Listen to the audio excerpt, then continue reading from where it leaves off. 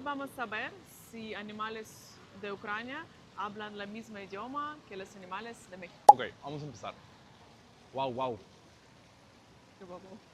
¿Por qué guau, guau? Pues así es. Wow, wow, wow, wow. Normal. Haces como Benny. Ahí está. En ucraniano es gav, gav. Gab, gab. Gav, gav. Voy a hacer El pato, cuac, cuac. crea, crea. ¿Qué? Crea, crea. Crecra.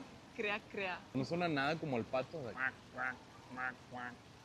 ¿Cómo No, va a sonar? parece más como frog. ¿Cómo se llama un frog? Pájaro. ¿Cómo se hace pájaro? No sé. Nunca me han preguntado eso. ¿Bajo carpintero? ¿Cómo le hacen ucraniano? Chikchirik. Chic, chic. Chikchirik. ¿Y qué más? El puerco. Puerco. Oin, oin. Oin, oin. Qué raro. ¿Y tú?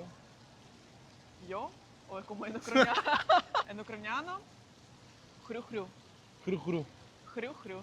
No me suena nada a un puerco, pero Gatos. miau, miau. Ah, mira. ¿Igual? Sí, miau, miau. Ok. ¿Y el perro? Gav, gav. Ah, ya lo dijimos, ¿verdad? Sí. ¿Qué más? Todo. Es todo. A ver, ¿cómo le hacen el elefante? Elefante no hacen nada. ¿Cómo no?